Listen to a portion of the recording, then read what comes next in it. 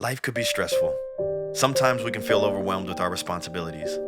We wake up just to go to work on time. We come home, cook, clean, go to bed, just to do it again the very next day. So I've decided to start searching for a way to break the routine. Along my journey, I would cross paths with two gentlemen who owned a Kava bar in Lakeland, Florida. They both claimed that the juice squeezed from a Kava root, a plant that originated on the islands of Hawaii, could alleviate some of my stress. So I decided to try it out. Welcome. How you guys doing? Good, good. How are yourself? Great. I'm just here to figure this out. I have no idea what's going on with this stuff. All right, well, let's hook you up with some drinks. This is Johnathan, my tour guide into the next realm, an expert on the ways of the Kava plant. One thing was apparent: Johnathan was dressed for the occasion, and I wasn't. I feel like I'm not a part of like what you guys have going on. I mean, I have my collared shirt on and hold on real quick. Well, he's got a collared shirt on too. Hold on real quick. Okay. Can't vibe with this stuff.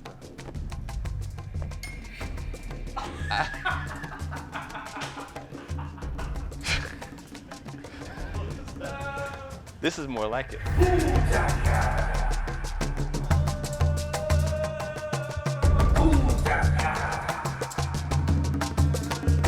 So this is the Kava root. We have about 280 grams here.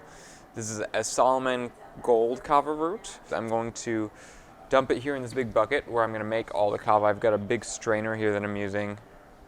So I'm putting gloves on for a couple of reasons. A, it's more sanitary.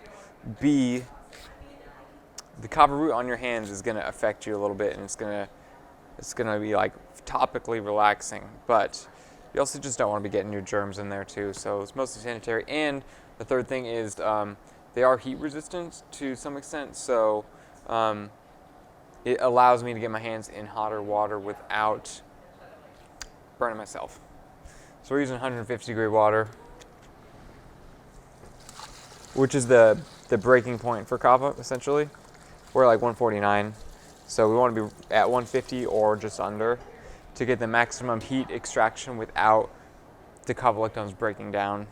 I'll pull it out and do some like ringing. So you can see it's already changing color to be more like the color of the Kava that we drink. It's getting more brown. I will ice it to cool it down so that I can brew the rest of it at a little more comfortable temperature. And then I'll also usually do a second wash. So I'll take this, squeeze everything out, strain out this Kava, and then I'll add a little bit more water and do it a second time to get whatever's left, essentially. All right, so what do we say? No, we don't want that. Bula. Bula. Yeah. All right. Bula. Bula.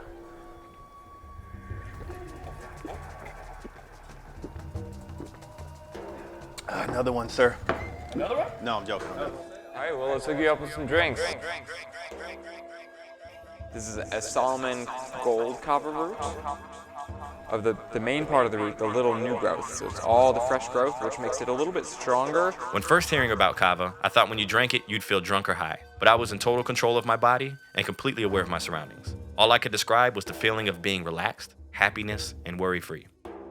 After my Kava session, they made me a myriad of drinks, like this color-changing lemonade that was hand-squeezed and very refreshing. This is Earnie. He suggested an all-natural hot cocoa before we left for the day's end. You like hot chocolate? I love hot chocolate. All right. Well, this is a little different. It's a lot more natural versus, Nesquik. yes. It's going to be a hot beverage. You all right with that? I'm down, man. Yeah. It's actually kind of cold outside. A little bit, huh? In Florida, no doubt. know.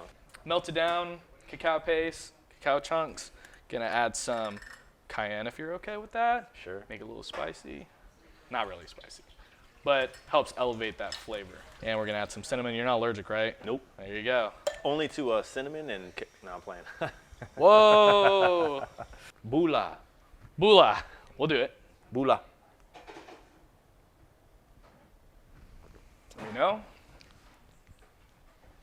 No, it's good, dude. Spicy. Yeah, no, I could taste it. I could taste Yeah. the cinnamon. I could taste the cayenne. Mm-hmm. Pretty good. While drinking my last shell, I was able to reflect back on the day. As Johnathan left the Kava bar, I decided to meditate. As the Kava coursed through my veins, I felt happiness. I felt like an eagle soaring high above the Appalachian mountaintops, like a child again, running through a fresh field of corn. I wasn't afraid to go back to my normal life anymore. Did I find peace and happiness at the Quinteassence Kava bar in Lakeland, Florida that day? I'd say I found a piece of it. But the most important part is I found friends to guide me along this journey we call life. And all I can say is, thank you.